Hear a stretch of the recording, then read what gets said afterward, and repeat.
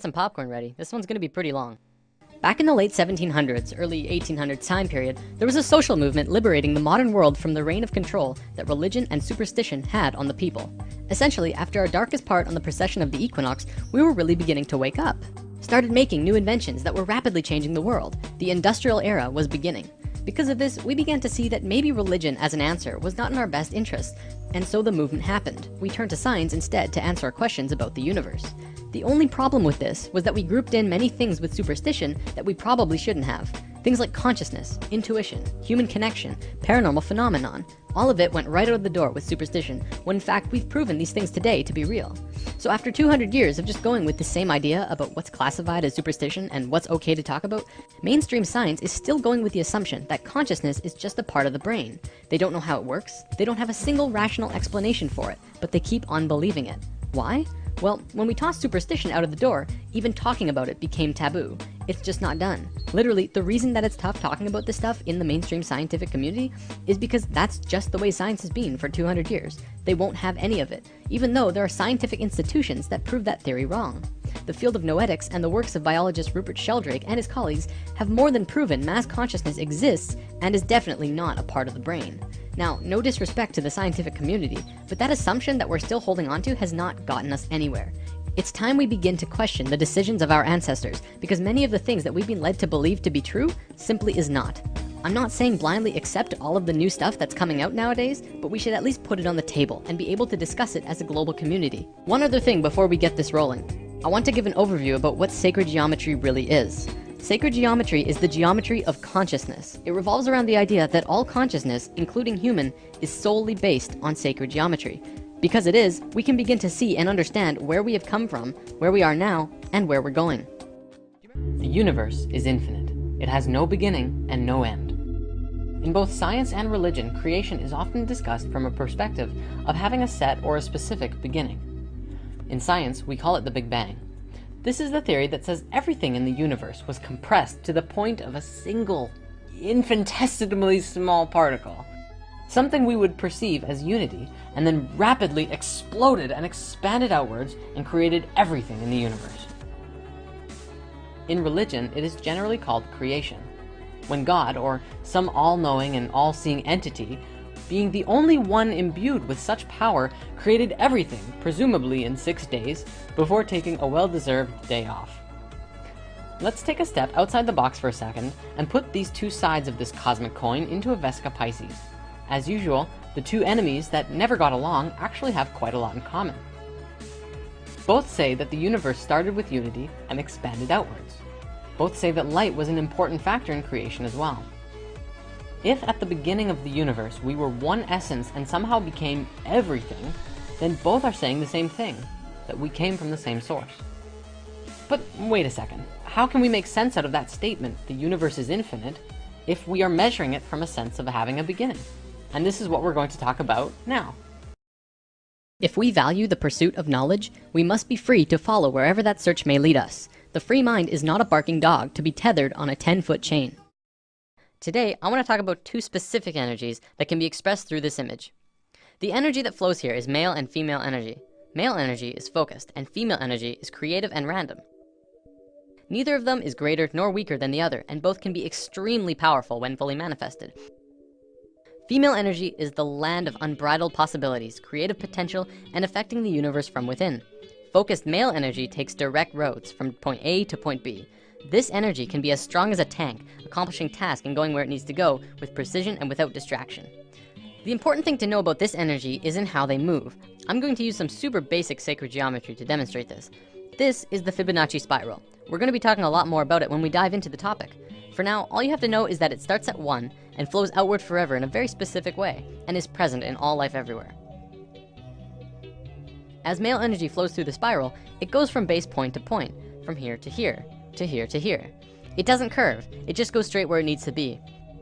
Female energy, however, would flow in the actual spiral. It would go around, going in and around outside all of the lines, but still getting to the same or similar results. This is the graphic representation of how it flows, but it also acts in the same way. From this understanding, you can see how we use these energies in our lives. It's the difference between driving straight to work and being on schedule all the time, and taking the scenic route because it's a more pleasant ride, even if it means being late. It's baking a cake strictly by what it says in the cookbook and putting it together with what just feels right. It's getting that promotion for working the hardest and getting that promotion for coming up with the best ideas. Here's a relatable example. It's the difference between Inception and Sucker Punch. Both about dreams, but one of them being the masculine story of professional men just doing their no-nonsense work, trying to get the job done, and the other being the feminine story that was creative and random and, according to many, didn't make much sense. Both male and female energy, like the chakras, have their own traits. Male energy is linear, analytical, strategic, and practical. However, when male energy is constricted, it is very blundering and confrontational, and what tends to occur is not seeing all sides of a situation, or not being open to any other possibility other than the one being pursued. You can see a lot of that in today's society. Most commonly, we call it being closed-minded. Female energy, on the other hand, moves in curves. It does not stay inside the lines. It is creativity and movement and expression and emotion. It can do anything and go anywhere, but it has trouble sticking to schedule. If constricted, it can get out of its flow, running rampant between emotions and mood swings and ideas. The creativity could get jumbled and come out as an out-of-control mess. We don't have this widespread issue in today's society, and it has a lot to do with our brain hemispheres. We're gonna look at that in a moment. One big difference between the two is that male energy looks at parts and female energy looks at wholes. Before I go on, I wanna make this clear. Male and female energy has very little to do with sexual orientation. Like, it's in the mix, but it's not a fundamental part of the energy itself. For example, if you look at the shape of male and female bodies, men have straighter bodies, women have curvier bodies. We'll probably come back to this in a lesson down the road. Okay, brain hemispheres. We have 2 of them, and if you remember what you learned in grade 10 biology, this will be familiar. The left brain is the male energy side of the brain. It is orderly, statistical, logical, and mathematical. It sees things in straight lines, rational and practical. The right brain is the female energy side of the brain. It is our creative side, a free spirit. It is passion and experience of taste and feeling, movement and art. As is the same with the energy, the left brain cannot make sense out of the right brain. You cannot put feelings and expressions within boxes. They must be felt to be truly experienced. The right brain too cannot make sense about how the left brain understands things. Okay, so as a species, we are primarily left-brained. Well, incredibly left-brained. This basically means that as a species, we essentially have a male energy imbalance. There is way too much of it. It is dominant and is constricting on the female side of the brain. Now, don't get me wrong, this isn't a bad thing. In fact, it's kind of a blessing in disguise, but we have to talk about some other things first. Everything in the universe is geometric, whether it's people, trees, cats, planets, solar systems, stars, you name it. Anything in the universe can be measured on a geometric scale. Having said that, it's important to note that creation is also geometric. What we're going to be looking at today is the pattern of creation. Essentially what this means is that everything in the universe comes out of this single pattern. I'm not making this up. This single image will change everything. When I mentioned in lesson 5 that the ancient Egyptians and even more ancient civilizations knew about a deeper, basic understanding of the universe, this is the flower of life, and it is also the creation pattern of everything in existence. Even non-tangible things, emotions, thoughts, music in its entire spectrum, everything comes from this image. Okay, so there are 13 information systems that comes out of the flower of life. Today, I'm going to show you how physical reality can manifest itself, which is just one of the 13 systems. In future lessons, we will look at more. It's also important to note that at first it may not make sense. I ask that you do not choose immediately to shut this out, and just watch with an open mind, and try and see this in a new way. Also, I want to tell you that by learning about sacred geometry simply by observing, you are absorbing only a very minuscule amount of information. If you really want to learn more, you must begin to draw it yourself. I kid you not, when you do this, you begin to see things in a new way. You begin to understand why things are done in the way that they are done. Promise. The flower of life was known around the world in ancient times. It was found in Ireland, Turkey, Israel, Egypt, China, Greece, Germany, India, and Iceland. It's also been recorded to have been found in England, Tibet, Japan, Sweden, Lapland, the Yucatan, and I think 14 other places. This thing is everywhere. Not only that, but everywhere around the world it has the same name, the flower of life. Now, to understand the flower of life, first we have to talk about how it's formed. This could get incredibly complex, so I'll try and keep it simple. Imagine consciousness, or spirit, floating in a void, which means it's nothingness, and then spirit. No physical body or mind, just spirit, and that's it. Then blackness, essentially nothing, all around the spirit, for infinite. Spirit decides to do something, so it expands its consciousness all around itself as far as it can go without moving. It creates a sphere around itself. This is the first circle in the flower of life. Then, spirit has an awareness of what's around itself in 360 degrees. It moves to the very edge of the sphere anywhere and repeats what it did the first time.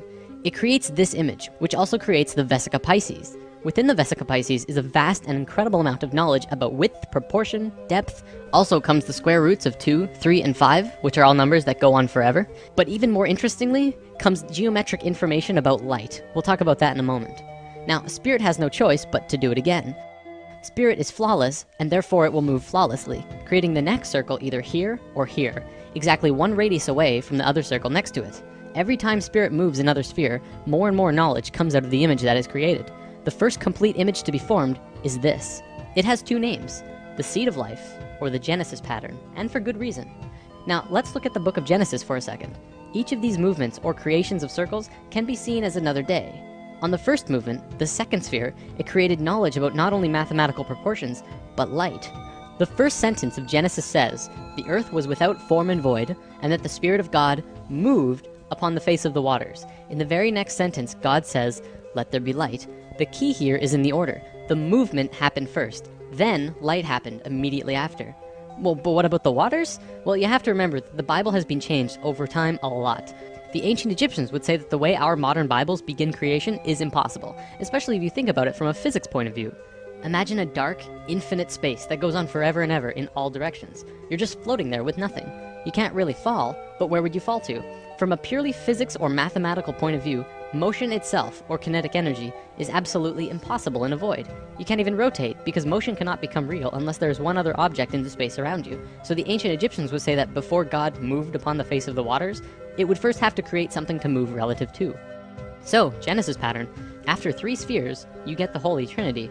Another interesting one, it says in many Bibles of the world, not just the Christian Bible, that on the 4th day of Genesis, exactly 1/2 of creation was completed. Starting from the first motion, exactly 1/2 of the circles were formed on the 4th day. 5th day of Genesis, 6th circle, more information, and then on the 6th day, a geometric miracle takes place. The last circle forms a complete 6-petaled flower. This is what many earlier Bibles meant when they said, "In the beginning there were 6." Our Bible even said creation was formed in 6 days, and this fits exactly. This is the pattern of Genesis, and so it's called the Genesis pattern. It's also the beginning of the creation of the universe that we live in. These original movements of Spirit are really important, but now let's look at something even cooler. Another image that comes out of this pattern is this. It's called the Tree of Life. Many may recognize this as the Jewish or Hebrew Kabbalah, but the Kabbalah did not originate this image, and there is proof. The Tree of Life does not belong to any culture, not even the Egyptians, who carved the Tree of Life on 2 sets of 3 pillars at Karnak Temple, Luxor, over 5,000 years ago. It's outside any race or religion, as with all of these images. They are patterns that are intimately connected with nature. You'll also notice that every circle on the Tree of Life is either the length or width of the Vesica Pisces. The second image beyond Genesis in the Flower of Life is the Egg of Life. This is formed during the second vortex motion. Upon its completion, it creates an image like this, a 3-dimensional shape that you can hold in your hand. If you were to connect their centers, you would see a cube. So what? Who cares? Well, the ancient Egyptians did, because they were concerned with creation, life, and death. They called this cluster of spheres the Egg of Life. You probably won't believe me just yet, but this shape is the morphogenic structure that created your body. Your entire physical existence is dependent on the Egg of Life structure, and everything about you was created from that form. Everything from your eye color to how long your fingers are. This is a whole lesson on its own, so let's move on for now. All around the world, the Flower of Life was always made the exact same way. See, this pattern can clearly go on forever. However, they always stopped after 19 circles. Why? Well, because they didn't want you to see what I'm about to show you. Back then, this image and knowledge was so sacred that they couldn't allow it to become common knowledge. It was appropriate at that time. However, now we either use the information or fall further into darkness. In biology, all cells have a zona pellucida around the edge. These circles around the Flower of Life are the zona pellucida of the Flower of Life. You must remove these, then complete the spheres that were cut off by the zona pellucida. With one more step, you will have the secret. Finish the drawing, add the final missing circles, giving you this. This image is the Fruit of Life. This pattern of 13 circles is one of the holiest, most sacred forms in existence. It's called the fruit because it is the result, the fruit, from which the fabric of the details of the reality were created. Remember when we talked about male and female energy, lesson 4? As you can see, this image is female. It has no straight lines. However, when you combine male lines with these female circles, something amazing happens. What you do is draw a straight line from the very center of every single circle to every other circle in this image. When you do this, you get an image which is known throughout the universe, everywhere, as Metatron's cube. It is one of the most important informational systems in the universe, one of the basic creation patterns in existence. So what is Metatron's cube? Well, anyone who has studied sacred geometry, or even regular geometry for that matter, knows that there are 5 unique shapes in the universe, and that they are crucial to understanding both regular and sacred geometry. They are called the Platonic solids. A Platonic solid has certain characteristics by definition. First of all of its faces are the same size. For example, a cube, the most well-known Platonic solid, has a square on every face, so all of its faces are the same size. Secondly, the edges of the Platonic solids are all the same length. All edges of the cube are the same length. Third, it only has one size of interior angles between the faces. In the case of the cube, this angle is 90 degrees. And fourth, when put inside of a sphere, all of the points will touch the edge of the sphere perfectly. With that definition, there are only 4 shapes besides the cube that fit that description. So what are they? Well, we have the dodecahedron, the tetrahedron, the octahedron, the isosahedron, and the hexahedron. All of these shapes are found within Metatron's cube. This knowledge is also where original alchemy came from. The ancient alchemists and great souls like Pythagoras, father of Greece, considered each shape to have an elemental aspect to them. The tetrahedron was considered fire, the cube was earth, the octahedron was air, the isosahedron was water, and the dodecahedron was ether. Ether, also known as prana, and tachyon energy are all the same thing. They extend anywhere and are accessible at any point in space, time, and dimension. This is the great secret of zero-point technology. The sphere is voidness. These 6 elements are the building blocks of the universe, and they create the qualities of the universe. To summarize, this is the first informational system that comes out of the fruit of life through Metatron's cube. In alchemy, they rarely discussed ether. I've read that in the Pythagorean school, if you even uttered the word dodecahedron outside of the school, they would kill you on the spot. That's how sacred this shape was. 200 years later, when Plato was alive, he would discuss it, but only very carefully. This is because the dodecahedron is near the outer edge in your energy field, and is the highest form of consciousness. There's quite a bit more here, but I don't think I can go much further on it right now. Anyways, recognize this? The periodic table of elements? Every single element on this table has a geometric relation to one of these 5 shapes. Modern scholars ridiculed this idea until the 1980s, when Professor Robert Moon at the University of Chicago demonstrated that the entire periodic table of elements, literally everything in the physical world, is based on these same 5 forms. In fact, throughout modern physics, chemistry, and biology, the sacred geometric patterns of creation are being rediscovered. Another example is the egg of life that I showed you earlier. Hopefully that will help you to understand just how incredible and important of a discovery this truly is. We have 5 Platonic geometries that form everything in creation, but we don't have a hexagonal shape. If we look at the flower of life, we see that its ultimate basic form is in a 6-pointed shape, called a hexagon. Want to see where else hexagons form in life?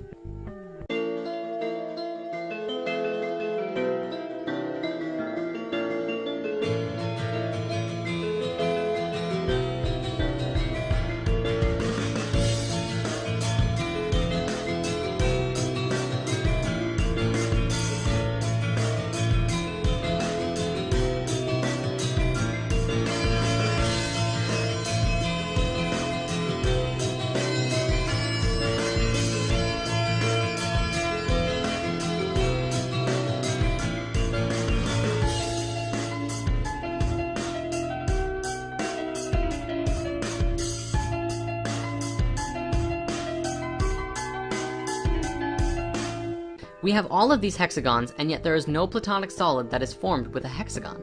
So what gives? Well, I want to introduce the vector equilibrium, which was coined by Buckminster Fuller. It is actually formed from 3 two-dimensional hexagons that swivel around each other, and its basic shapes that make it up are an equilateral triangle and the square. These are the 2 smallest shapes that you can make with straight lines, and together they balance at each other's corners to create the perfect shape. Why is it the perfect shape?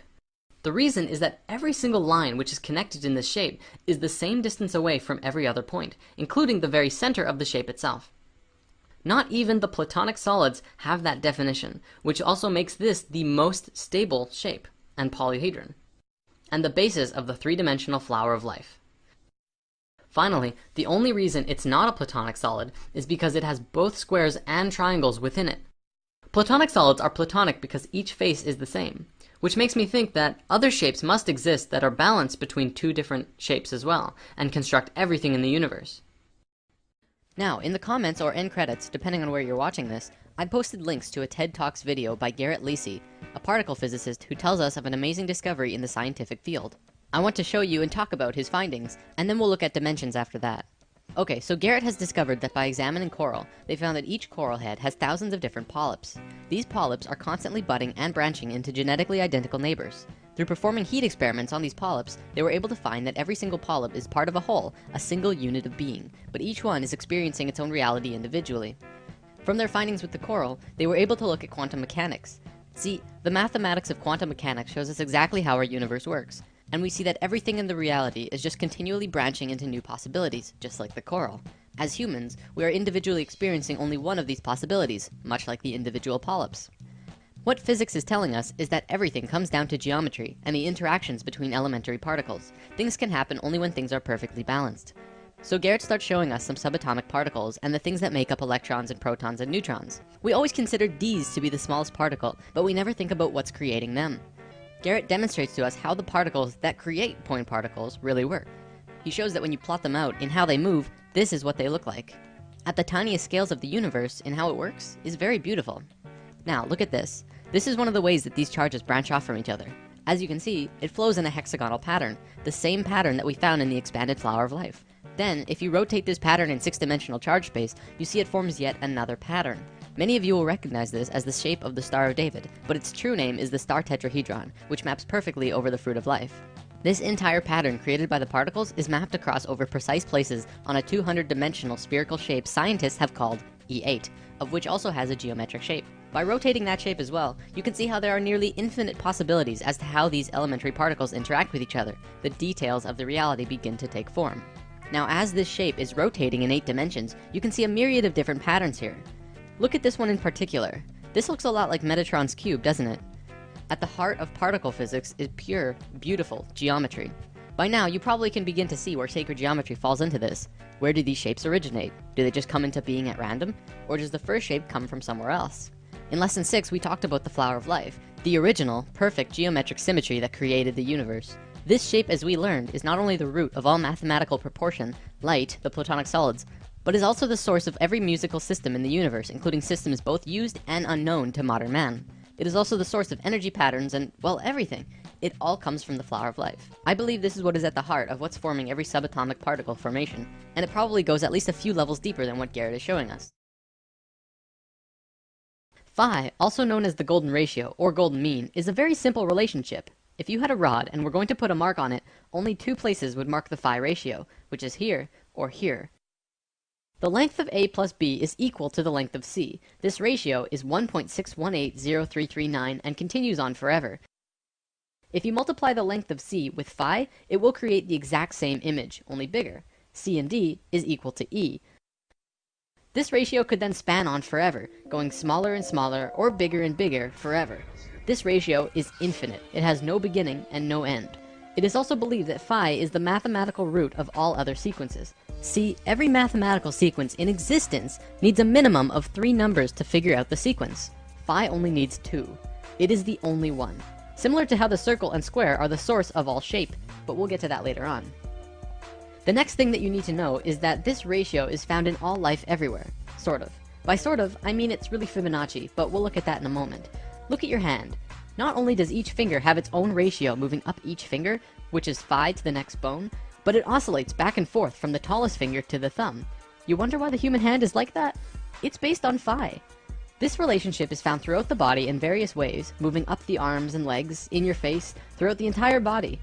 This is a Greek statue that accurately represents this. The Greeks were very precise when they made their art, because they understood phi, Fibonacci, and the importance of these sequences. When the Romans took over Greece, you could see the perfection in statues just completely disappear. I'm not saying the Romans were bad artists, they just didn't measure everything to the same caliber that the Greeks did. Here is the phi ratio in butterflies. You can see this ratio everywhere, from the wing size to the body to the antennas. They're all phi ratios. Here's dragonflies. It's the same story. Phi runs along the entire body, and the relation to the body and the wings. Here it is in frogs. Phi is found throughout the body in relation to the head, to the arms, to the fingers, and so on. Well, what about fish? You'd think they wouldn't be found in fish. Well, here's 3 kinds of fish. Once again, the ratios are consistent. It doesn't just apply to these creatures though. Regardless of what mammal, insect, avian, plant, or living creature of any kind, you will find this ratio one way or another. There's a reason for this, but we'll get to that in a moment. Let me show you the importance we used to place on this golden ratio. In ancient times, we built many structures based on phi because we understood divine proportion. This is the pagoda of Yakushiji Temple in Japan. It's built with these same mathematics, from the doorway to the ball on top of the temple. It is a structural embodiment of the proportions that all life holds. The Parthenon in Greece also has the exact same mathematical structure, but even more. I recommend watching Nova's Secrets of the Parthenon if you wish to learn more about this, because the stuff that they find is really cool. The Great Pyramid in Giza also has these proportions. They're incredibly precise, perfect in every way. You'd think that by building these structures using the logical and mathematical proportions so carefully, that they would hinder the creativity behind these buildings, but they really don't. In fact, the left brain understanding all of this can even enhance creativity if used correctly. It makes me wonder about all of the world-famous buildings of the modern world. Could phi be a large factor in what makes them stand out? Let's move on to our next sequence, which is called Fibonacci. Now, the Fibonacci sequence is life's way of creating the golden mean. Allow me to explain. This sequence is continually made from adding the previous number to the current. 1 and 1 is 2, 2 and 1 is 3, 3 and 2 is 5, 5 and 3 is 8. You can see how it continues. Now, what most people don't know about Fibonacci is that it actually continually strives closer and closer to the phi ratio. By dividing the current number into the last, you can see this happening. 1 into 1 is 1. Well, that's not close at all. 2 into 1 is 2. This time it's over phi, but closer. 3 into 2 is 1.5, which is under, but closer still. 5 into 3 is 1.666. This time it's over, but even closer. Continuing with that, it's 1.6, and then 1.625, 1.615384, 1.619048, and so on. It continually oscillates over and under the phi ratio, never quite making it there, but continuing on closer and closer every time, until eventually you can't even tell the difference. Because phi is an infinite number, this sequence will go on forever. Let's look at some spirals in nature, another way that phi and Fibonacci can manifest. This is a nautilus shell. Many people will say it's phi, but it's really Fibonacci. See how when it's in its earliest form, it's crude, not smooth or anything? One look and you can tell that's not phi. But as it goes up farther and farther, it gets closer and closer to phi. It becomes a nearly perfect phi spiral by the time it's all the way out here. This also happens with sunflowers, pine cones, and many plants in nature. In many cases, such as the pine cones and sunflowers, it flows in a double spiral or more, much like the spiraling arms of a galaxy. From the microcosm to the macrocosm, spirals are always present. So phi is basically source, or spirit, or God, in a mathematical way of thinking. The math of God. Don't forget that this sequence is an intimate part of nature itself. I'm going to call it source. It is the source of all mathematical sequences, and all life in existence grows based on phi. However, phi has no beginning and no end. Life doesn't know how to deal with that. It's like source says, go and replicate this, and life says, we don't know how. Because life doesn't know how to create from something that has no beginning. So it creates the Fibonacci sequence instead, which has a beginning, but starts out crude, very basic, and then continually goes closer and closer to source, becoming more divine every step. It does take steps too, which actually has quite a bit to do with evolution. Let's move on for now though. The only other sequence you need to know for this is binary sequences. This is a sequence like 2, 4, 8, 16, 32. We're just doubling the last number instead of adding it to the previous one. We're all very familiar with this. Binary sequences are found in life as well. For example, mitotic cell divisions are binary. We go from being a single cell being to having over 100 trillion cells in only 46 divisions. Binary sequences are also how computers work, by turning on and off chips. Computing at its core anyways is binary. This is how a polar graph usually looks, with 36 radial lines in 10-degree increments representing the 360 degrees. Then concentric circles are drawn, each with the same distance away as the last, creating 8 equal demarcations as the one before, counting the inside circle as 1. Think about what this represents too. It's a two-dimensional drawing of a three-dimensional sphere, one of the sacred forms, by projecting it onto a flat surface. This is also called a shadow form, and casting shadows is a sacred way to obtain information. Also, a polar graph has both straight, male lines and circular, female lines, both male and female energies interacting at once. If you plot a golden mean spiral at 0 degrees on the polar graph, it will loop all the way around before hitting 0 again, exactly at the 8th circle. You'll find that this golden mean line crosses 5 specific places as it goes out. These places are where the female circular lines meet the male lines. It crosses at 120 degrees, 190 degrees, 240 degrees, 280 degrees, and then it jumps to 360, or back at 0, depending on how you look at it. What's interesting about this is that it creates both a binary and Fibonacci sequence. Looking at the radial increments from the center, it crosses at 1, 2, 3, 5, and 8. Well, that's Fibonacci, but it also crosses at 2, 4, and 8. Well, that's a binary sequence. We're going to look at the binary sequence in particular though, because what you find is very cool. If you draw lines from the outermost circles on the lines where the binary sequence was formed, you get this image. It is an equilateral triangle. If you continue the spiral outward, it would continue to hit these exact same places and continue to form larger equilateral triangles. Let's divert yet again to look at something very interesting. There was a man named Keith Critchlow who discovered something very important to understanding the geometry of music. First, he drew a straight line through an equilateral triangle, and then he measured from the middle of the center line and drew a straight line up to the top edge and back down to the bottom corner. Then he did the same, but passed through the center line of the top and back down again. He did this yet again on the other side. You can keep doing this on either side as well. By drawing this funny little form, he discovered something of great importance. He writes, continuing in this way, each successive proportion will be the harmonic mean between the previous proportion and the total length, and all of these proportions will be musically significant. 1/2 being the octave, 2/3 being the fifth, 4/5 being the major third, 8/9 being the major tone or step, and 16/17 being the half tone or step. In other words, he discovered the geometries of music, or at least one aspect of them. Then he tried measuring it in a different way, starting at a different point of the center line. At 3/4, he found the measurements were 1/7, 1/4, 2/5, 4/7, 8/11, and 16/19. All of these numbers are musically significant. This is very interesting. It means that the harmonics of music are somehow related to the proportions of the central line moving through a tetrahedron. Back to the polar graph, you can see that this drawing has a much greater value all of a sudden. Not only that, but it becomes even easier to make your measurements thanks to the polar graph itself. You can just draw a straight line through the drawing on the graph, and it will give you the center line. This information has been taken light years beyond what I just showed you though. A research team found that you can draw these lines not only from the center, but from any nodal points inside the upper half of the triangle, and you'll come up with all known harmonics in existence. Basically, this means that anywhere the straight line and curved lines on the polar graph cross from 0 to 120 degrees and start making the pattern, you will come up with all known harmonic systems. Not only the Western keyboard, but the Eastern, and even many unknown systems that have never been used. As I'm not a musician, there's not much more I can show you related to this, but I would love to see what a musician could really do with this knowledge.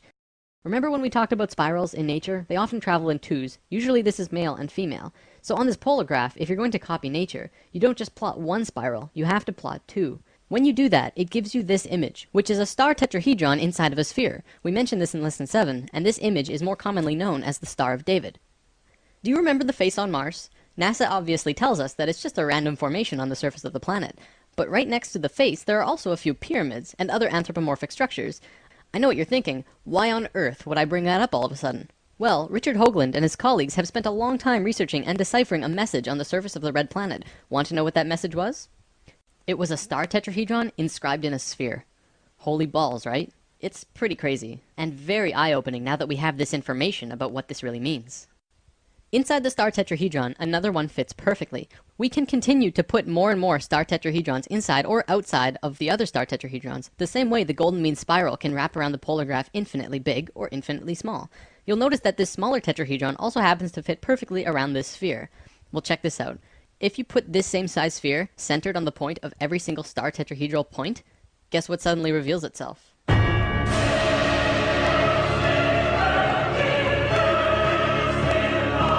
Fruit of life. It's back. According to the Egyptians, this is one of the holiest, most sacred forms in existence. Of course, we already learned one of its informational systems in lesson 6, and what you just saw was the second, only in reverse order. What this means is that all of the information of music, harmonics, sound, and spirals come out of this image. Not only that, but light and the dimensional levels work in the same way as harmonics, which we've already discussed in lesson 2, 7, and 9. Meaning that the geometric information about light and dimensions are also related to this star tetrahedron pattern. So what you just saw was the second unraveling from the third rotational pattern of Genesis, the geometry at the heart of creation. Now we can start talking about dimensions. These wheels are some of the oldest symbols known. The only places that they've been found is on the ceilings of certain very old Egyptian tombs. They are always found in sets of 4 or 8, and nobody knows what they are. Even the most famous Egyptologists have no idea, but this is actually proof that the Egyptians not only understood the flower of life, but they lived it. Today, I'm going to show you what these wheels meant, and in future lessons, we will go over the details of this unraveling. There's a lot to cover before we get there though. For the record, the unraveling looks like this. Yeah, it's a doozy. So on the walls with these wheels are drawings of 7 people with animal heads. They are called kneaders, and each of them has an orangish red oval above its head. This is called the egg of metamorphosis. The kneaders are showing us a time when we go through a certain stage of resurrection, which is a rapid biological change into a different life form. Not the average type of resurrection, I know. As you can see here, they're changing directions 90 degrees, and in doing so, they're changing dimensions. See, the dimensional levels are separated by 90 degrees. Musical notes are separated by 90 degrees. The chakras are also 90 degrees. It's a number that continually appears. Probably at this point we should get a common understanding of what dimensions are, like third dimension, fourth dimension, fifth dimension. What are we talking about here? Most people think of dimension in terms of time and space, the x, y, and z axis, with time becoming the fourth dimension. This is not what we are talking about. What we're seeing as the various dimensional levels has more to do with music and harmonics than anything else. A piano has 8 white keys from C to C, which is the familiar octave, and in between there are 5 black keys. Together this creates what is called the chromatic scale, which is 13 notes, well actually 12, with the 13th being the first in the next octave. So from one C to the next is really 13 steps, not 8. This also correlates with the 7, 8, and 13 chakra system I mentioned in lesson 2. Keeping that in mind, I want to show you a sine wave. Sine waves correspond with light and the electromagnetic spectrum and the vibration of sound. We're all very familiar with this. In this entire reality we're in, every single thing is based on sine waves. There are no exceptions to this except for maybe spirit and void. Quantum physics and quantum mechanics looks at everything in the reality of one of two ways. You can look at anything, like the computer you're watching this video on, to be made up of tiny particles like atoms. Or you can forget about that idea completely and look at it as a vibration, a waveform, such as electromagnetic fields or even sound. If you look at it as atoms, the laws can be seen to fit that model. But if you look at it as waveforms, the laws can be seen to fit that model. Both of these systems come out of the flower of life, one being the one we just looked at, fruit of life to Metatron's cube and beyond, and the other being this beautiful mess of a picture. Just looking at it hurts my head. Everything in this world is a waveform, or can be seen as sound. All things, your bodies, planets, absolutely everything, are a waveform. If you choose this particular way of looking at reality, and then superimpose that view over the reality of the harmonics of music, we can begin to talk about dimensions. The dimensional levels are nothing but different base rate wavelengths. The only difference between this dimension and any other is the length of its basic waveform. It's just like a radio set. Turn the dial, you pick up a wavelength. It's the same with dimensions. If you were to change the wavelength of your consciousness, and in doing so change all of your body patterns to a wavelength different from this universe, you would literally disappear out of this world and reappear in the one you were tuned in. It's been theorized that the base rate wavelength that we're currently living in is 7.23 centimeters. There's a few reasons for this. In a spiritual sense, the 7.23 wavelength is Om, the Hindu sound of the universe. Maybe that's why oming is such a powerful tool in meditation. Not only that, but if you were to take 100 people and measure the distance between their eyes, the average length is 7.23. Same with the distance from the tip of our chins to the tip of our noses, and the distance across our palms and between our chakras. This 7.23 length is located throughout our bodies in various ways because we are emerged within this particular dimension. There's another reason as well. Bell Laboratories found this wavelength when they were setting up the microwave system around the United States. They found the static in their system because they chose a wavelength just slightly longer than 7.23 for their system. In order to get rid of this static, they did something that we as a planet are still suffering from. They upped the power 50,000 times over what we would normally need, which created a very powerful field, so that the 7.23 wavelength would not interfere. It's for those reasons that I believe 7.23 is the wavelength of our dimension. As you go up in dimensional levels, the wavelength gets shorter and shorter, with higher and higher energy. As you go down in levels, the wavelength gets longer and longer, with lower and lower energy, more and more dense. Just as with a piano, there's a space between the notes, so that when you hit one note, there's a very definite place where the next note is. In this waveform universe we exist in, there's a very definite place where the next dimensional level exists. It's a specific wavelength relative to this one. Most cultures in the cosmos have a basic understanding of this and understand how to change between dimensions. However, because of certain events that happened on Earth 13,000 years ago, we have all forgotten, but we're about to remember. So if we show each note in the chromatic scale as a circle, we have 13 circles. Each circle represents a white or black key, and the shaded circle at the end would be the 13th note that begins the next octave. This circle here represents the third dimension. This is where we are, and this circle next to it would be the fourth. In lesson 3 we talked about channeling, and this is typically where channeled beings are. This is also where you explore when you are astral projecting or lucid dreaming. You'll notice now that the musical system goes upwards and downwards forever, octaves over octaves over octaves. Theoretically, this is how the universe goes too, an infinite spectrum of universes in both directions going upwards and downwards forever. I mean, come on, we thought our universe was big, but everything in our universe, as far as we can see, well, that's just this one dimension. You may have heard people talk about 144 dimensions and how 144 relates to other spiritual subjects. This is because there are 12 notes in an octave and 12 overtones between each note. 12 times 12 equals 144 dimensional levels. To be specific, there are 12 major dimensions and 132 minor dimensions within each octave, though in truth this progression probably goes on forever. The diagram we've been looking at represents one octave. The 13th note repeats, and then there's another octave after that. I want to show you this. I was watching Ancient Aliens not long ago, and one of the natives who has communication with beings in higher dimensions told the man who was interviewing him that they have always been here, even right here where we're sitting right now, but you just don't see them. They're in a different frequency. And no one really got what he meant. So that's kind of a fresh perspective on that. An apocalypse is a disclosure of something hidden from the majority of mankind in an era dominated by falsehood and misconception. Today, we're going to be looking at another way that humans grow through phi. Instead of looking at phi inside the body, we're going to be looking at phi outside the body, and what it means for us in this pivotal point in human history. Do you remember the fruit of life? The first system created the platonic solids, which created structure throughout the universe. The second system was the basis of how vibration, sound, harmonics, music, and matter are all interrelated in all of creation. Today, we will look at the third system. The fruit of life will reveal itself in the process. We'll call this system the circles and squares of human consciousness. It is what the Chinese called circling the square and squaring the circle. Remember when we discussed the platonic solids in lesson 6? I showed you that all of them will sit perfectly within a sphere, each with every corner touching the sphere perfectly. Well, there's one other shape that can do that. It's a characteristic that only one of the platonic solids have, making it special. It is the cube, which you can put every single platonic solid inside, and an edge or point will touch the inside of the cube perfectly. Through truncating the cube in different ways, you can create all of the other shapes. Because of this characteristic, it essentially means that the cube is like the father of all shapes. It is a male form, and the sphere is the mother of all shapes. It is a female form. All levels of consciousness in the universe are integrated by a single image in sacred geometry. It is the key to space, time, and dimension, as well as consciousness itself. Each level is a geometric image or lens that spirit looks through to see the one reality, resulting in a completely different experience.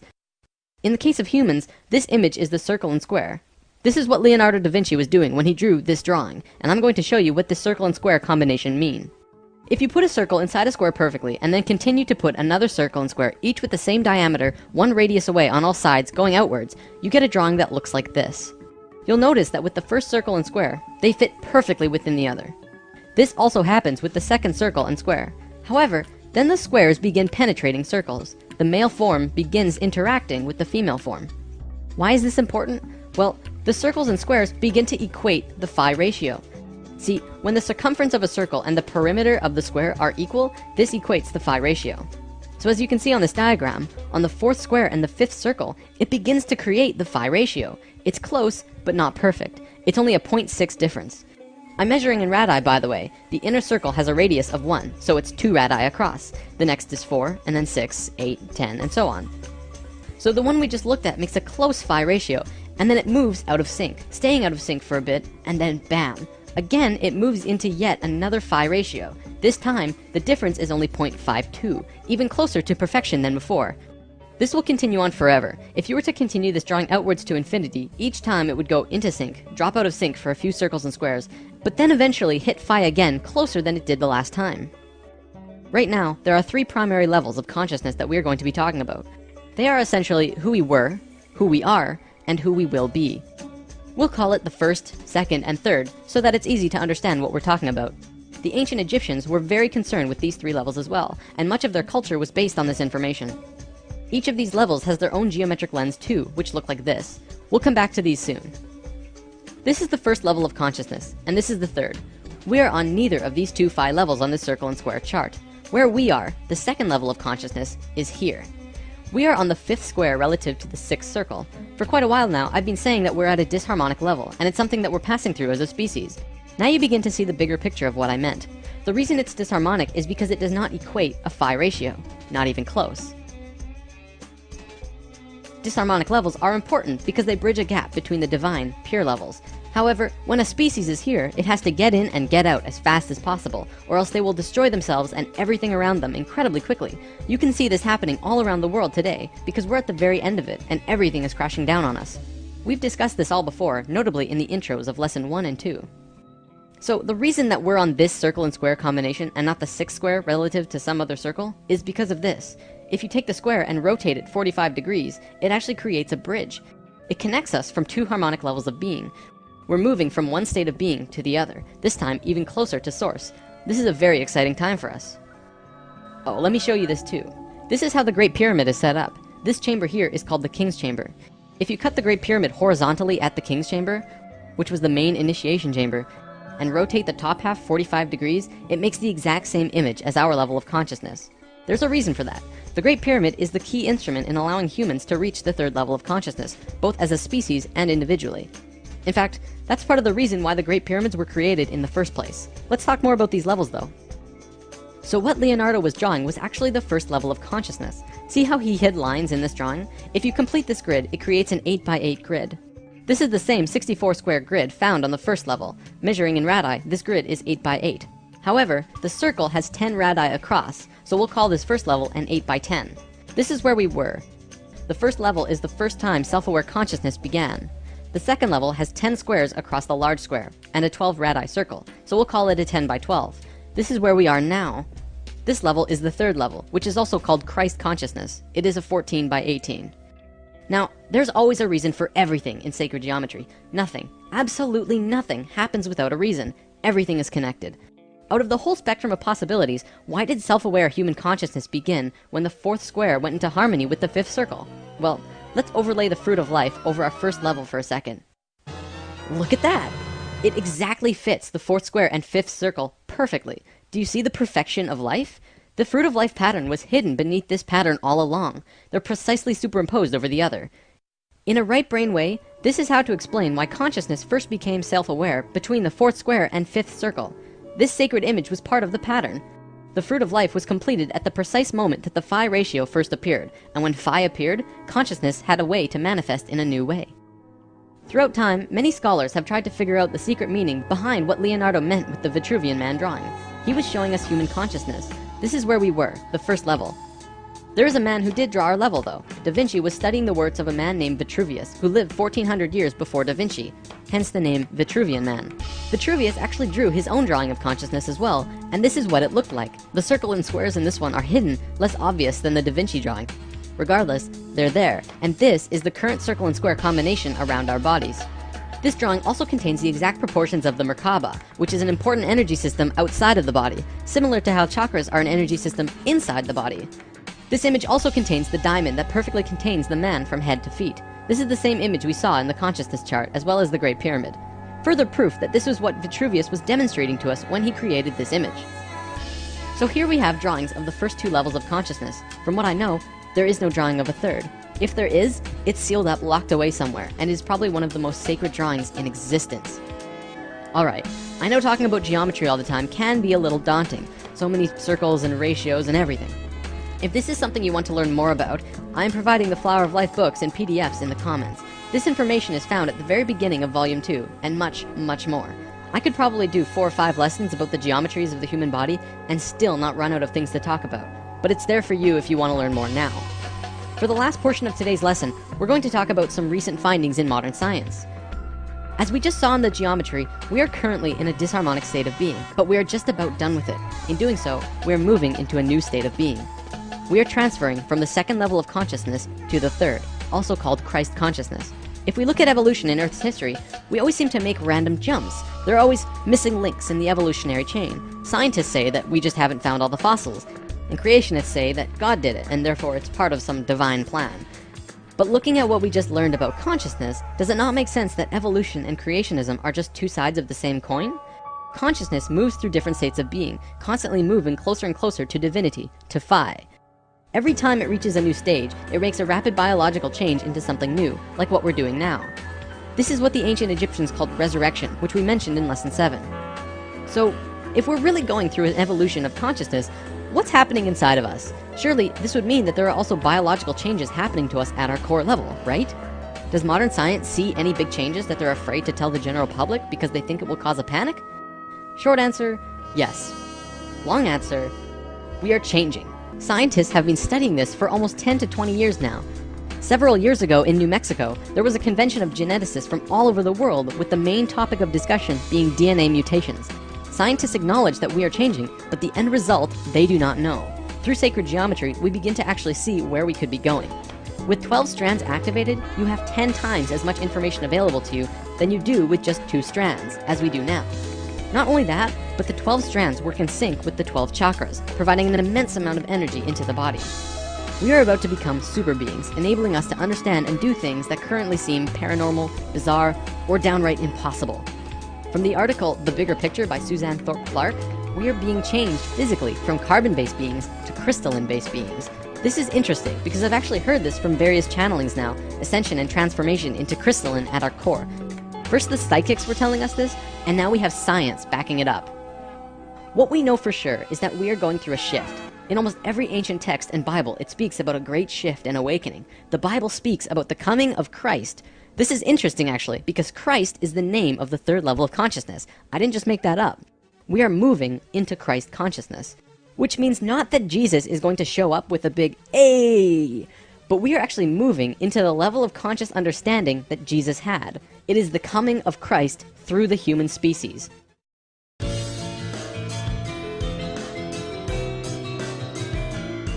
So higher strands of DNA, what does this really mean?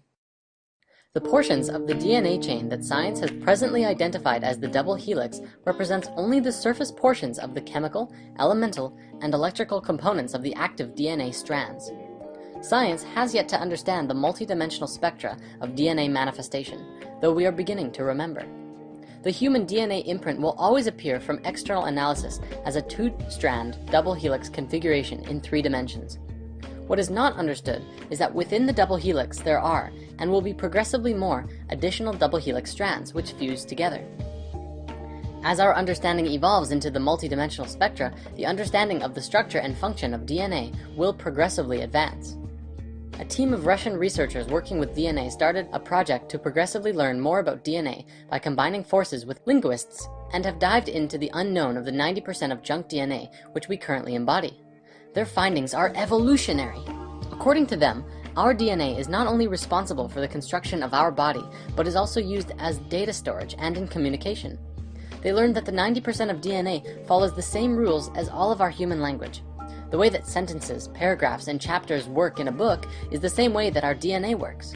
This is the first double helix strand, the one that Western science looks at, which is basically like a sentence of DNA.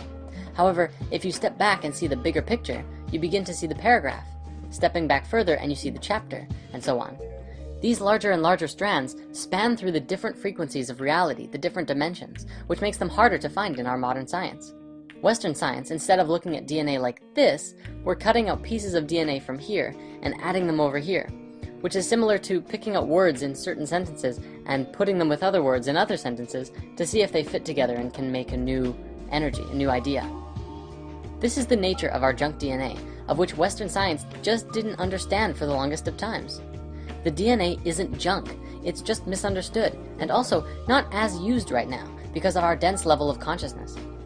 However, we are beginning to activate and reawaken our DNA through our ever-expanding consciousness and our desire to know more. The very awareness of this DNA is what is activating it, awareness of our higher selves and our connection to the all and the interconnectedness to each other. We are directly connected to the earth as well, and exist as a part of it, kind of like a child in its mother's womb. If anything happens to the mother, it creates an energetic imprint that affects the child. The earth is our mother, hence the name Mother Earth. Our morphogenetic field exists as a part of her larger morphogenetic field of the earth. If something happens to the earth's energetic grid, then we inherit these problems into our own grid. Our energetic anatomy is exactly like the earth's, with chakras, meridians, axiotonal lines, and DNA. If something happens to the planet's grid, then that affects every person's DNA on the planet. We are at a very important point in history right now, because we are remembering how to regenerate our original organic imprint for health. We don't even need science and fancy equipment to do this. We're just required to learn how to use what we came here with. By moving into a space of love and light, opening and living from the heart, and living in a place of emotional stability and health, you can once again reactivate your light body, and in doing so, reconnect with the higher frequencies of your being. Energetic blockages will reveal themselves as problems in your own life.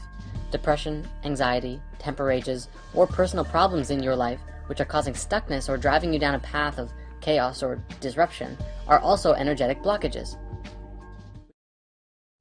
The Institute of Heart Math has shown that generating sustained positive emotions facilitates a body-wide shift to a specific scientifically measurable state called psychophysiological coherence. Let's break this down. Psycho comes from psychological, which means mental and emotions, and physiological means body. Coherence is systematic or logical connection or harmony, Altogether, it means a harmony of both body, mind, and emotional functions. If you're familiar with the 4 elements, you know that earth is the physical, so body, air is mental, mind, water is emotions, and fire is spirit. HeartMath has scientifically shown now that positive and healthy emotions bring 3 of those elements into coherence, and although they don't look at the spiritual aspect, I don't doubt that the fire element also comes into harmony. In an experiment done at the Institute, they hooked up scanners to an individual who was subjected to very chaotic emotions. For 300 seconds, they measured the respiration, heart rate variability, and blood pressure rhythm.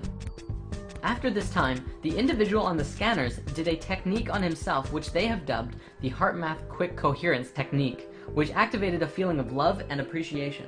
Instantly, all 3 of the rhythms came into entrainment and harmony with each other, and stayed in harmony for the remainder of the experiment. One important note to stress is that cohesion is not relaxation.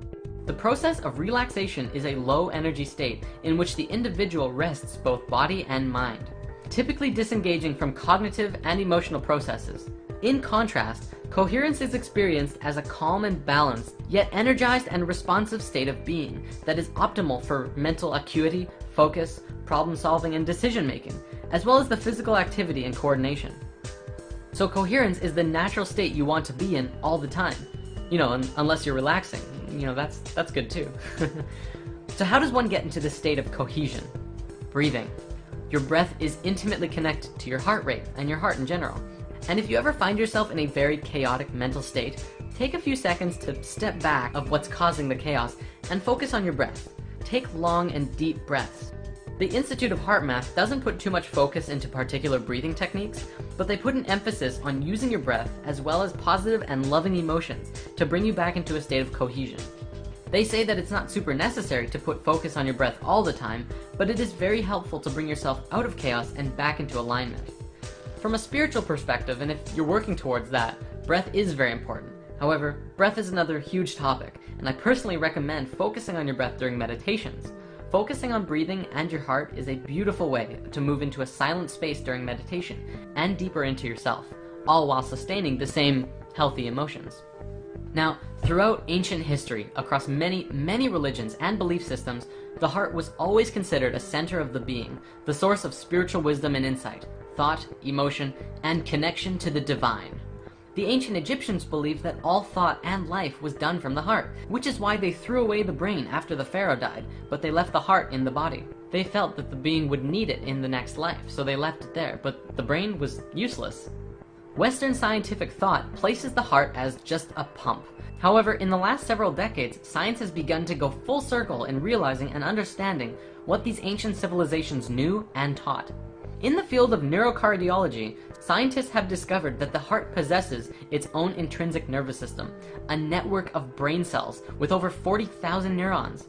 This gives the heart the ability to independently sense and process information, and make decisions, even demonstrate a type of learning and memory. In a simplified sense, you can think with your heart. The heart is truly an intelligent system. The heart also has found to be a hormone gland, manufacturing and secreting numerous hormones and neurotransmitters that profoundly affect the brain and body function. Among these hormones is one called oxytocin, well known as the love or bonding hormone, bringing things together. Science is also beginning to understand that the electromagnetic field around the heart has a powerful effect on not just the human body, but others around you as well. Research has also shown that the heart is the key component of the emotional system. Science now understands that the heart not only responds to emotions, but the signals it sends out dramatically affects the quality of the emotional experience from moment to moment, and also that our heart plays a key role in accessing our intuition. In school, we've been taught that the heart is constantly responding to orders sent from the brain. But what's less commonly talked about is that the brain receives even more orders from the heart. We've been doing it backwards. Moreover, these signals have a significant effect on brain function, influencing emotional processes as well as higher cognitive faculties such as attention, perception, memory, and problem solving. Guide yourself from your heart, not from your brain. When you allow your negative emotions to get to you, you disconnect from your ability to think clearly, remember things, learn lessons, reason, and make effective decisions, which explains why often we act impulsively and unwisely under stress. The heart's signal has a profound effect on the brain during positive and negative emotions. Live in your heart, for the heart is the center of unity consciousness, where the brain is the center of duality consciousness. You can see that right in how they're made. The brain has the two hemispheres. The heart is a place of unity. Since we fell in consciousness, we moved from heart consciousness and into our brains, and all decisions were made from the brain. In doing so, we became polarized and lost our connections to the universal consciousness called unity.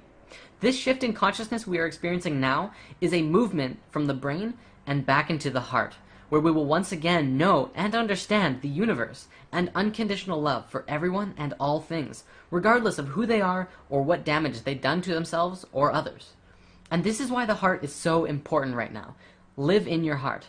It is the gateway to the divine.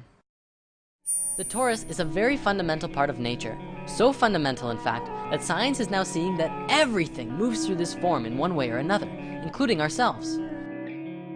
Very simply, the torus is a self-organizing system that all comes together at a space of unity and expands its energy out all around itself until it returns back to that original space of the center, and will continue to do it again. In quantum physics, mathematics, and generally all forms of science, this geometry really begins to bridge the gap between understanding how sacred geometry truly is the geometry of life. This is a geometry that breathes. It has life itself. Our very own hearts are the first and best examples of a toroid. The heart is where it all starts. The energy of our hearts flow outward in a toroidal fashion and are also received in a toroidal fashion. This way, everything we send out in love, we are immediately affected by as a result. In other words, our emanation of love is a gift to yourself as much as it is a gift to the universe around you. You can look in nature to see these shapes everywhere. It's in oranges and apples. You can see it around tornadoes. The magnetic field of the Earth is a very powerful example, as well as how the atmosphere of the planet works too. Our modern scientists haven't really taken the concept of hollow Earth very seriously, even though this concept does explain a lot of fundamental theories about the Earth to which we don't really understand, despite all of our theories. Well, the idea of hollow Earth works in the exact same way as well. It demonstrates that our planet is designed from the core as a torus. The Earth is multidimensional, so we can actually have both a hot iron core as well as a 5D hollow Earth interior as well. For those who want to learn more immediately, check out Hollow Earth HD on YouTube. Moving on, we all know the fundamental principle of the universe of as above, so below. Well, this torus is even found at the size of galaxies. Atoms even have this very geometry as well. It's quite literally everywhere.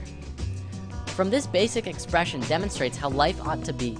All of the energy that emerges from the core travels around the torus and fuels itself. It also has the ability to give to other toroidal systems, which openly practice giving and receiving. It really sets a standard for how to do things, and we can mirror this and use it in our own daily lives as well. When you give and receive openly, you allow your energy to become toroidal. When we look at the interactions between one another, we begin to see the nature of giving and receiving. If we shift how we give and receive with others, we give ourselves an opportunity to receive feedback from what we emanate immediately. This allows for an enlightening transaction of energy between all life and allows all of our communications to resonate on that toroidal frequency of love. Love is not just a feeling, it's a vibration and a frequency that is connected through all things. The pure vibration that emanates around one's own heart and brings things together harmoniously is through a universal vibration we call love. If you look at the flower of life in 2D, it may be a little hard to tell. However, in 3 dimensions, one can truly see that it too is a torus. The flower of life is all geometries, remember? The torus is yet another one of those creation patterns that emerge from this, or rather is this form. It's so important to understanding everything. Even Nikola Tesla worked with this geometry, and through it he discovered a way to access free energy for the entire planet. Well, of course, all of the corporations of the world wanted to keep charging people for energy. And between them and the US government, all of Tesla's most amazing work was destroyed. In Lesson 15, we talked a bit about this before, and now we can go deeper into it. The Institute of Heart Math, as well as Stanford University, among others, have now scientifically demonstrated that around the physical heart of your body, you have 2 toroidal fields, one inside the other, which are connected to the sacred space and the tiny space within the heart. Greg Braden has done a lot of work in explaining this to the modern world as well, and Drunvalo Melchizedek has put a lot of focus into teaching that this is some of the most important information regarding physical ascension. This is part of the understanding that is truly bridging the gaps between science and spirituality. China is doing some really amazing things. They have hospitals that are completely dedicated to the work of prana and energy, rather than the physical body of patients.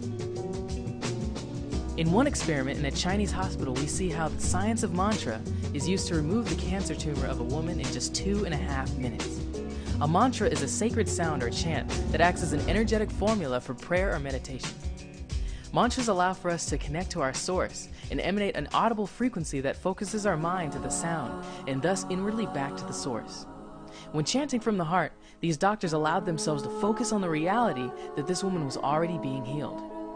In this, it allowed for the mind to bypass the normal confines of reality, as its intention toroidally flowed in and out of the source of which reality emanates itself. For everyone who has been skeptical of the idea of self-healing through intention, this video is proof that it's not just a plausible idea, but it's very, very real. We need only understand why it works and how it works. To come from a skeptical place and try, you will only see skeptical results. To come from a pure and true space, anything is possible.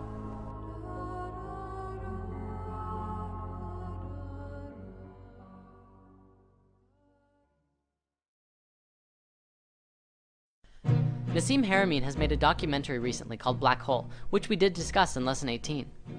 He has demonstrated that the space at the center of the torus is literally the point of singularity, infinity, and the space where all consciousness truly resides.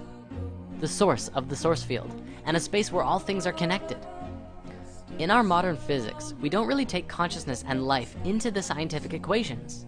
Russian scientists are propelling their understandings of life to new levels, and have even begun bridging the gaps of understanding gravity. Our Western model is not built to understand gravity, and the Russians have developed models which harmonically see that gravity itself is a conscious field, an information field of love that holds things together. It's really profound, and even quantum physics is beginning to look at this in new light. Remember in Lesson 18, we talked about the vector equilibrium. This torus form and the cube octahedron go hand in hand. It is the male and female aspects of each other, and the vector equilibrium, when put into use in science, can grant access to an infinite amount of energy through tapping into the space of unity of the source field, the 0 point, the field of consciousness that science now knows connects all things. By understanding the torus and the nature of unity, one can really get in tune with themselves in relationship to the all. Let's also remember that considering our universe itself and everything within it is a reflection of this toroidal pattern, we can free our minds from the perspective that anything is separate, even as a void of a black hole contains the existence of everything supposedly outside of it. This is reflected in the psychic nature of those who, in meditation, dive into the void of consciousness, and those also who reach a state of Godhead awareness that includes all life in unity and love. The one is all, and the all is one. In the torus, the point of singularity, whatever consciousness is present, is the purest representation of the whole. The whole field is emerging from and returning to its original source, and all of it is conscious, and the singularity at the center is the space where it all came together and emerged out of. This can be demonstrated with the understanding of how the heart emerges in the body. If you remember from Lesson 15, the heart is the first organ to come into existence, and the rest of the body folds out of the heart itself, and then it pulls the heart into the center. The heart is truly more primal, more connected to source, and far more important than the brain. The heart is the space of love, and love of all is what will get you back into the heart and out of your brain. In order to grow and become lighter energetically, we as individuals and as society must learn to understand how to really get back into the natural flow of things. This is what the natural flow looks like, among a few other forms as well. For many, understanding the torus from a left brain perspective is needed to really get back in tune with yourself. For others, you already understand it intuitively, and you just have to go with the flow and everything will work out perfectly. According to the Mayans, the solstice on December 21st, 2012, precisely at 11:11 a.m. Universal Time, marks the completion of the 5,125-year Great Cycle of the Mayan long count calendar. 2012 also marks the completion of the 26,000-year precession of the equinoxes cycle, which we discussed in Lesson 5. According to the calendars, it also signifies the end of a 144,000-year cycle, a 78,000-year cycle, and a 26 million-year cycle. The 2012 date marks the completion of this world age cycle, but it does not signify the end. Well, it kind of does, It's the end of what we know, and into a transition of something new. It is a transitional state, but it definitely does not mean this.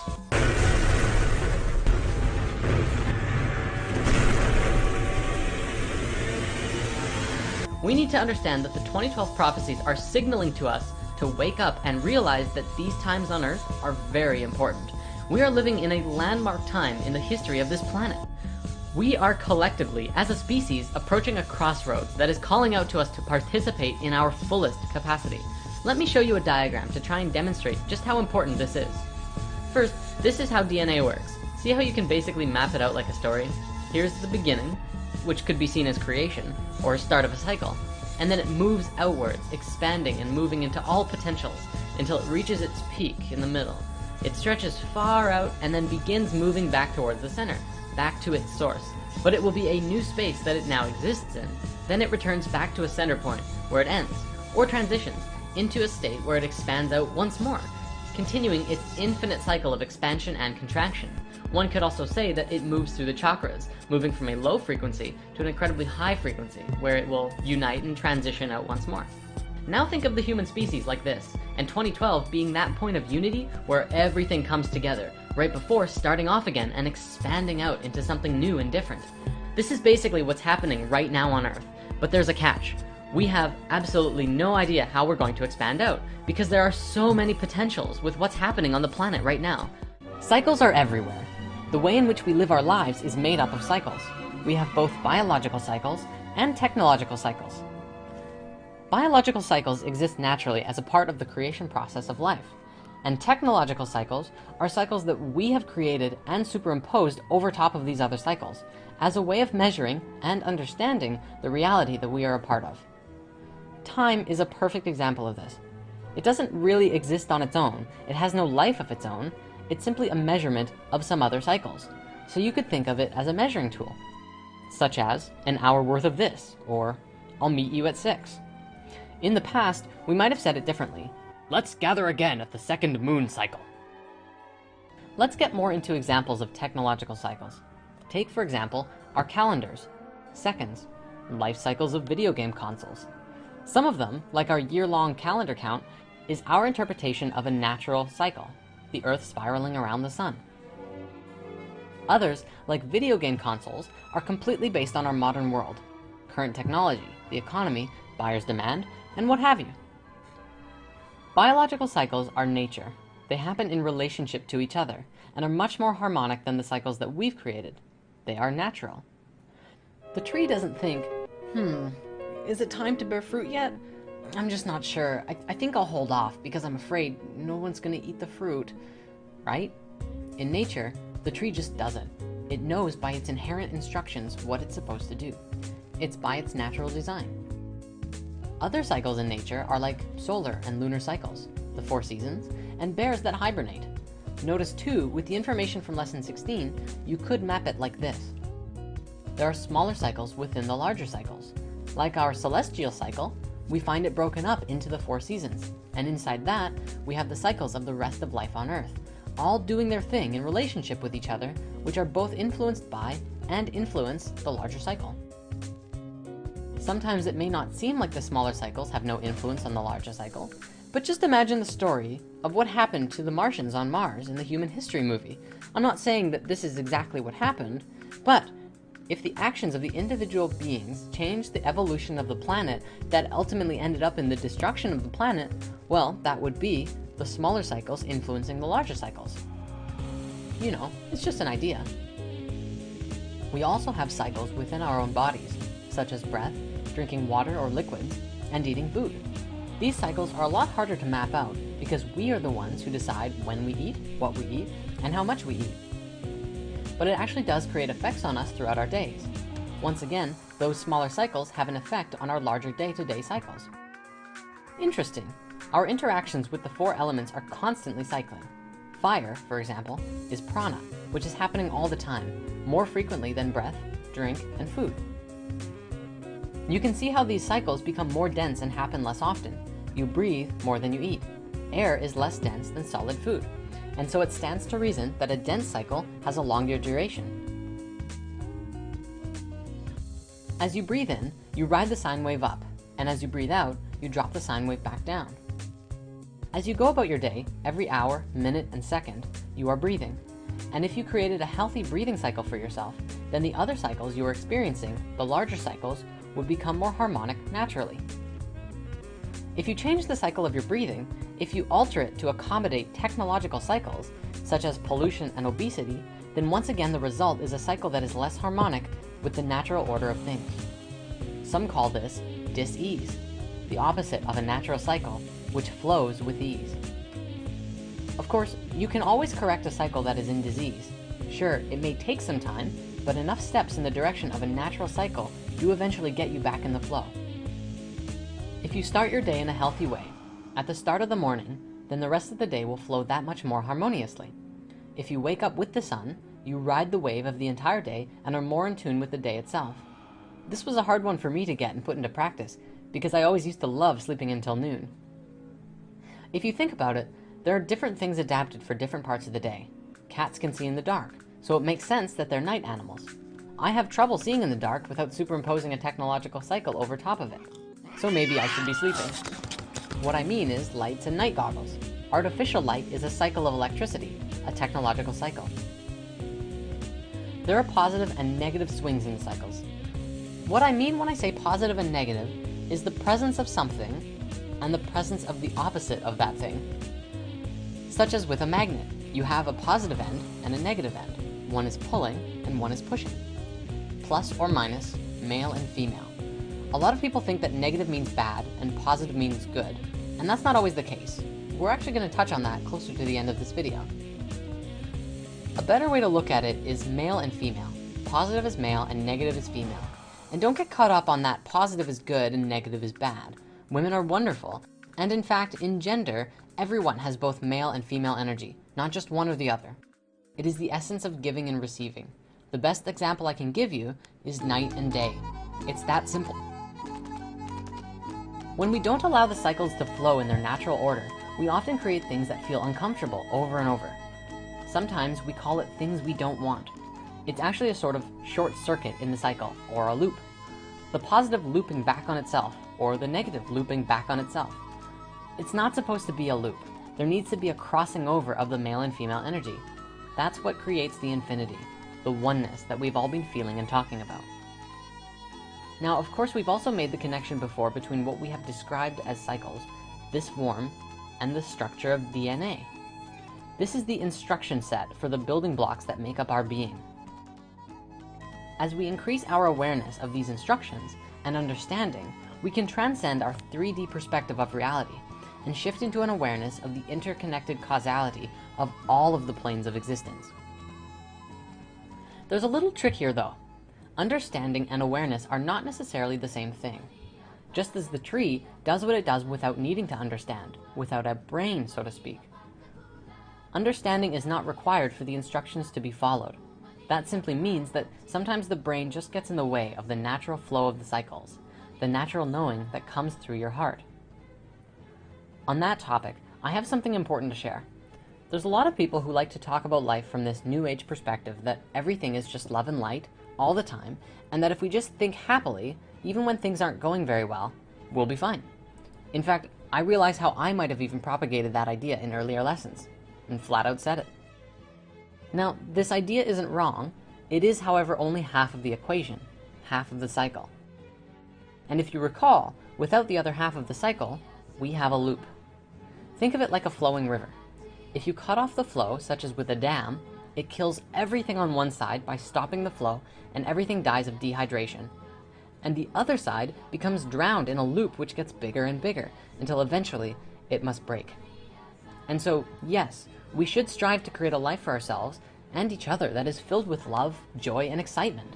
But when things aren't going very well, recognize if it's a part of the natural flow, or if somewhere along the way you got caught in the loop. If we lie to ourselves and pretend that the loop is the flow, even when it's not, it limits our ability to create a real transmutation of it, and create something new in its place, going with the flow. Do you understand what I'm saying? Let me say it in a different way just to make sure, because this is incredibly important. Sometimes things go well, and sometimes things go poorly. It's not always your fault, but you are always a factor in the cause, and influence in the cycle. If you can account for the cycle, meaning take account of it, be aware of it, you can choose to actively respond or be responsible and have an able response to it. That's what being a creator is all about. I know I just said positive and negative are not good and bad. In this example, I'm going to use good and bad in place of positive and negative. By good and bad, I mean things that feel really good and things we do want, and things that feel really bad and things we don't want. Just go with it. I know it might be a little confusing. Sometimes things feel really good and you're on the top of the wave. In this space, it's easy to ride the wave and feel good and be a creator. When you're on the bottom of the wave, if things are not excellent, sometimes it just feels easier to go to that fourth dimensional space and say, everything is perfect and in divine order. This is true from a 4D perspective. It is perfect and in divine order because it exists and is in this moment. And as it's manifesting in 3D, it is not excellent. It could be excellent, but it takes time, effort, and focused energy to transmute and change it into something that is excellent. What we need to practice is taking that positive flowing energy, and instead of looping itself back on itself, is flow with it through the negative energy in order to create a transmutation into what's next. When we say that things are perfect and in divine order, and ignore the loops or even create them as a justification to dam up the river of good feelings, we actually inhibit the flow that leads to the next. That limits our ability to take action, and ultimately, what we're left with is a poo sandwich. Here's the analogy. Say I'm making you a delicious sandwich, and you've got bread, tomatoes, avocado, chives, maybe some peppers, and a roasted portobello mushroom. That is an excellent sandwich, right? Now, say I just put a big dollop of poo right on the top. Do you still want it? Can anyone honestly say that they would still want this sandwich? It's perfect and in divine order, right? Right, but it's certainly not excellent. And I don't care how delicious the other ingredients are. If there's poo on this sandwich, it's a poo sandwich. It doesn't matter how fresh the rest of the sandwich is, or even how fresh the poo is. It's not something we want to eat. The moral of this story is that if there's poop on your sandwich, if there's something in your life that is perfect but not excellent, don't just sit there and let it be. Find out what it is, why it is the way it is, and then take some actions to turn it into something you actually truly want. In that process, in that alchemy, we can really create some powerful change on this planet. If everyone could come from that space, we would see a new Earth overnight. Because no matter how you slice it, McDonald's, landfills, oil rigs, and this entire way of life we've made for ourselves just doesn't work. And I think I can speak for all of us when I say that it could be something different, something magical, and more in harmony with ourselves and the world around us. Waste-free, flying vehicles, spirit centers, cloud cities, interstellar travel, and the infinity of possibilities that come along with it. It's all in the cycles. Check out this painting I found on DeviantArt by the brilliant artist Adrian Kenyon. This is his depiction of the miraculous conception of creation and human history. It starts at unity, a sphere. The caduceus is seen coming from it, duality, then a trinity. Then, as the four elements come into manifestation, we get physical reality, crystals form, and water layers over top of it. All of these previous elements were conscious of their own, but now biological life begins to develop in the water and crawl onto land. We go through a few stages of evolution. Dinosaurs, basic mammals, and then humans show up. There's a lot of ideas as to where we came from, and we won't get into this now. Adam and Eve happens, the Buddha becomes enlightened underneath the Bodhi tree, and then something shifts. From this point to here is where we are now. Disconnected from our own natural spiral, paving over the ground, killing people for telling us that being materialistic can heed nothing good. Then come the world wars, and the world falls into chaos. And then something shifts again. From the destroyed world, another seed grows. We switch into a different reality. It starts out small. From out of the chaos, a tiny new Earth emerges and grows larger.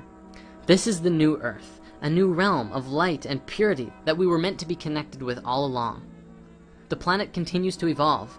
Here exist angels, archangels, and multidimensional hypercubes. The planet becomes more crystalline over time. The last part of the spiral is the 7th dimension and the realm of God, an infinite number of multiverses dividing like cells in an embryo, an ultimate omnipresence, as everything that is contained in all of these multiverses is a part of God's consciousness. A snake biting its own tail, an Ouroboros, is the symbol of cyclic rebirth, like the phoenix. All of the information contained in the 7th dimension is held here like a nest for the next cosmic egg. There are a few other ideas that come to mind about this that I want to share as well. First, look at the shape of it as a whole. It's the triune ray, the geometry of DNA and light that we've been looking at before. If you line that up with the chakras, you can see how we go from a super dense space up to the highest frequency, until we once again connect with the same source that we were originally connected to. Doesn't that look familiar on the flower of life? If these theories about the flower of life are true, then that means this entire experience of human history and ascension and growth and evolution is just one wave of energy from one point to another on an infinite universe of possibilities. Each point is the supreme awareness of some aspect of the God Source consciousness field, and the energy that moves between it is the vibrations and waves of energy that we are experiencing, called the electromagnetic field. As much smaller fractals of the same source energy have experiences through these waves. This image also doesn't account for the number of parallel realities that we could experience at this point. If the flower of life expands in these directions, then this is just one direction. Maybe instead of total destruction, which is what this image depicts, instead we make our first ET contact on this spiral and join our galactic family. On this wave, maybe something else happens. Like we start getting superpowers, like in Heroes or something. Maybe all of that can happen right here too. Now, regardless of all of the potentials we can come up with, let's bring it back to this diagram. Think about how this applies in your life. Every day you live could be seen as one mini spiral. However, 7 small spirals make one larger one across the 7 small ones. This is a week. Then several weeks create a month. Several months create a year. You can map that over your life and see from birth to death, which is just like the Mayan calendar, not the end, but a transition into new level of life. This is such an exciting time for us. As mentioned earlier, we cannot know what is going to happen, and I'm not going to tell you it's going to be this or that, because I don't know either. We will change the outcome depending on our being. What's going to happen? You decide. In lesson 1, we discussed how you create your own reality. Many people argued that it didn't make sense when others influence your life from out of the blue. What we didn't discuss, but probably should have, is that we are a collective. We are one species. You create your own reality, but we are all co-creating our realities together on a much broader scale. Think of an ant colony. Each individual ant decides where they want to go, what food they want to collect, and how they want to do it. But collectively, they are all working together to gather food for everyone and do what is necessary for the group, whether it be digging tunnels or gathering leaves. Humans are like that, except our mentality of do what's best for everyone is replaced with get enough money to survive, don't worry about the starving people on the street, help giant entities known as businesses take more money from the people, and don't question what's going on. We're doing it to ourselves, and we're doing it together. Together is the key word here. Together we can break through barriers. Together we can absolutely change the world, but we can only do it together, not individually. Individually, we can change our own individual world, which is where we need to start. When we learn that we can all get along with each other, regardless of race or belief or level of consciousness, we learn that absolutely anything is truly possible. But it has to start here, in your heart. There was a time when, through science, we believed that the cell was the smallest thing, the building block of life. New discoveries led to the realization that the cell wasn't in fact the smallest thing. Instead, the molecule was. Now the molecule was the fundamental building block of life. But then, new discoveries revealed that it wasn't the molecule either. The molecules were made of atoms. Now the atom was the smallest thing that you could get.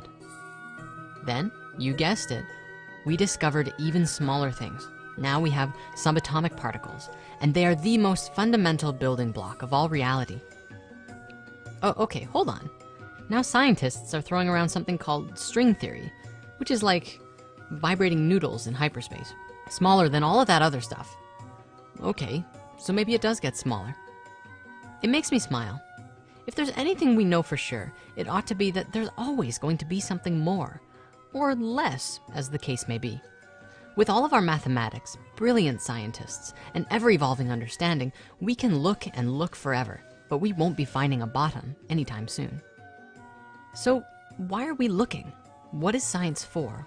Is it just to know? Why does it even matter? Why should it matter to you? What difference does it make whether atoms or cells or vibrating noodles are the smallest thing? Perhaps it's because our level of understanding directly relates to the level of reality that we have control over, which I suppose could be a very good thing. Or a very bad thing, huh? We'll get into that a little later, because this video is about light. Why light? That seems pretty simple, doesn't it? It's what powers the earth. It's what powers me, you, everything around us. What if we could know the shape of light, its most basic characteristics, its smallest building blocks? What if we could understand the fundamental geometry and movement that light moved by? What if it was a three-dimensional solid form that we could map, as simple as a tetrahedron or a cube? Would that change our understanding of reality? You know, I think that's what scientists, and maybe all of us at some level, are searching for.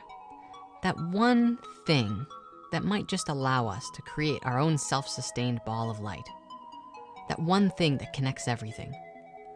What if we could know that, the core building block of life and everything as we know it? Would it change our understanding of what light is? Well, let's put on our science hats and see what we can find out. Einstein said something amazing, something which has echoed through the halls of science since his death. He said that science should be simple, something that anyone can understand. Anyone can make things complicated and complex, but it takes a genius to make something simple. While doing research on Wikipedia, you find pages upon pages with bajillions of words describing these crazy formulas revealing the secrets of the universe, everything we know in modern science. Upon seeing these pages, it led me to ask a whole number of questions about what I was looking at. Questions like, why do we believe that light is what it is? What even is light? What is particle physics? Why is it relevant to me? Why is it that for the average Joe, these ideas about existence and reality are so hard to understand?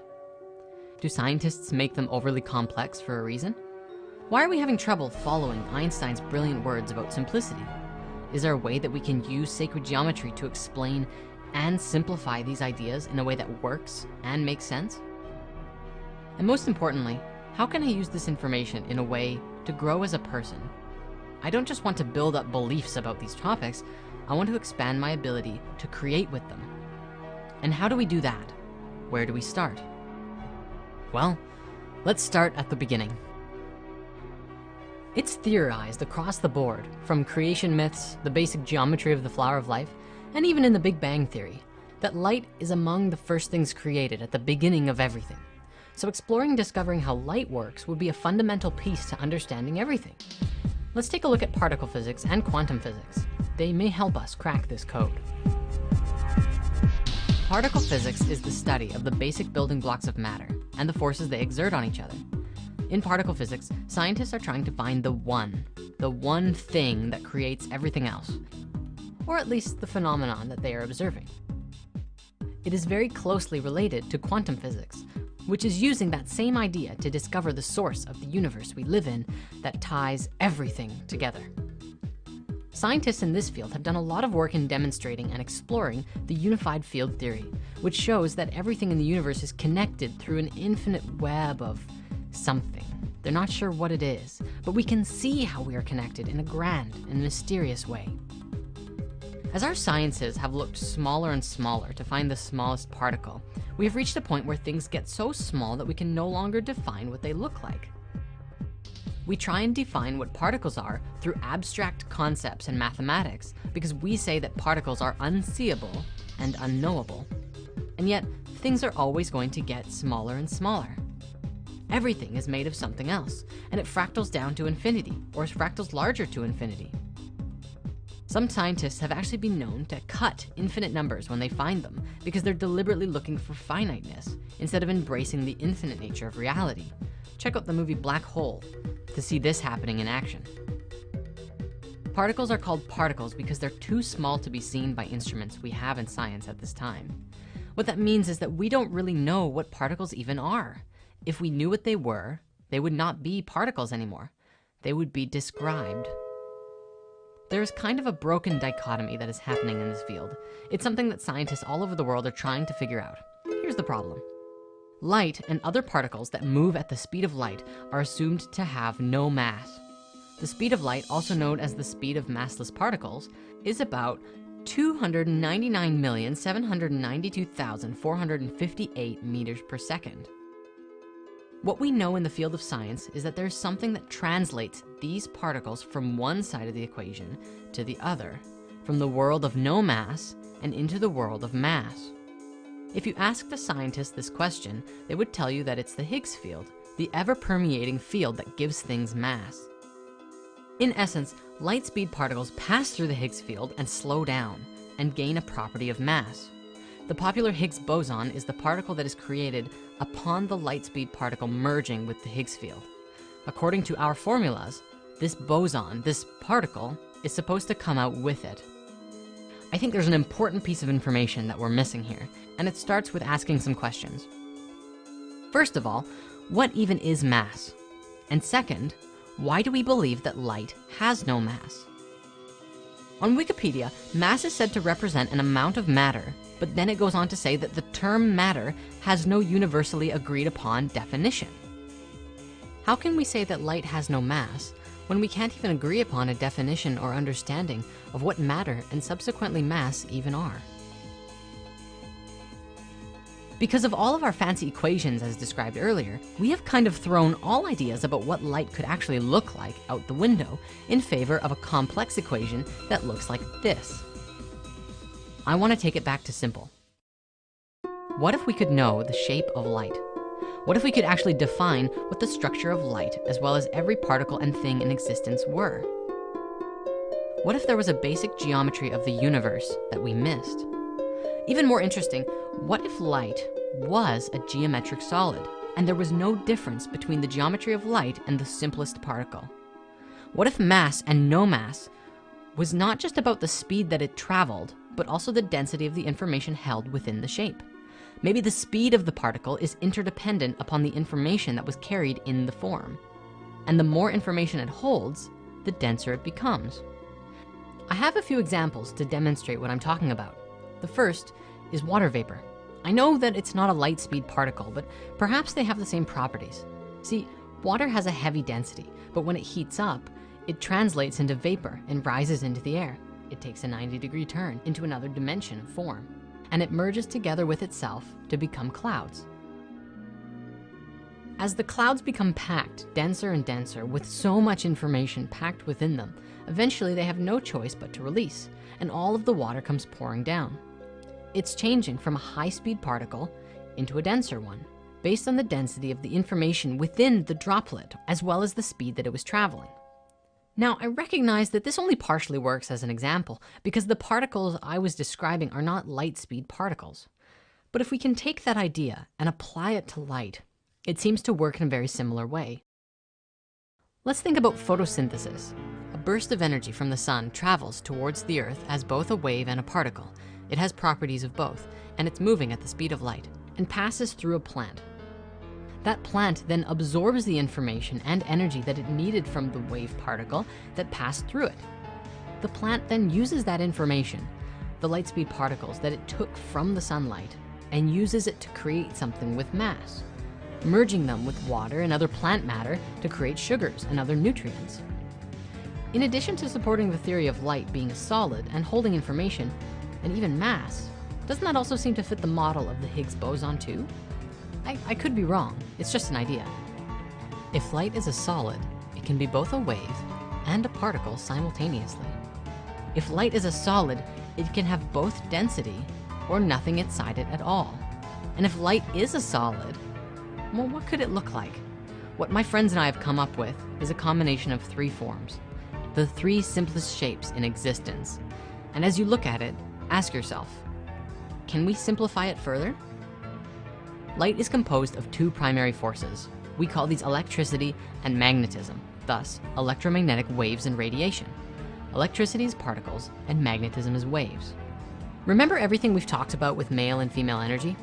Electricity is male, magnetics are female, curves and points, both of which are found on this shape. Looking at the flower of life, which is the blueprints for life and reality itself, you can see that's exactly how it works. You have male energy, the particles, the dots, and female energy, the waves, the curves. Now, you might notice inside the flower of life, there are two ways you can look at it. You can see the circles, lots and lots of circles, that make up the whole image. This is the female perspective. You can also choose to see this little shape that looks like a seed, which makes up the entire picture from these seeds aligning themselves perfectly with each other in beautiful six-fold symmetry. This is the male perspective. This seed is called the Tryon ray, as coined by the man who found it, Michael Evans.